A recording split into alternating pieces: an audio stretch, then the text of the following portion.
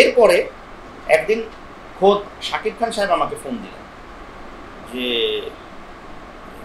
দেবাশিস আমার একটা কাজ করে দাও। বুবলি হচ্ছে মানুষজন যেটা বলতো বা আমি কাস্টিংয়ের আগে যেটা হয়েছে, বুবলিকে কিন্তু আমি চিনি ও যখন প্রায় বাচ্চা মেয়ে, মানে ক্লাস 9-এ পড়ে। ওর বড় বোন যে মিমি গান গাইতেন, চমৎকার গান গাইতেন, তো ওর সাথে আমার সভ্যতা ছিল, আমাকে দাদা দাদা বলতেন।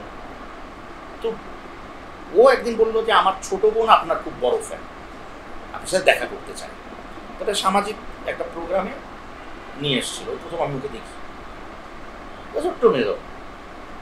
তারপরে ওর সাথে আমার দেখা হলো সারপ্রাইজিংলি টেলিভিশনে। আমি দেখলাম যে একটা মেয়ে খবর পড়ছে, আমার ভাই মেয়েটা এত সুন্দর খবর পড়ছে, যেমন সুন্দর দেখতেও ভালো।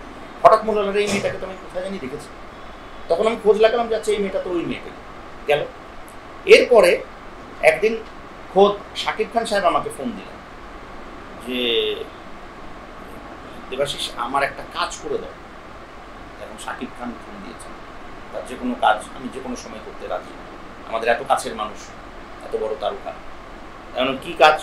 তো বলে আমার একটা ছবির মহরত আছে আগামীকাল, নতুন একটা নায়িকা নেওয়া হয়েছে, এই নায়িকার পরিচিতিটা অনুষ্ঠানটা তুমি উপস্থাপনা করে দেবে। এখন শাকিব ভাই আমি তো বলে আমি জানি তুমি ধরুন অনুষ্ঠান করো না, ছেড়ে দিছো। এখন আমি করিই না, কিন্তু তুমি বলছো আচ্ছা ঠিক আছে। গিয়ে দেখি একটা মেয়ে সুন্দর করে সাজগোজ করছে।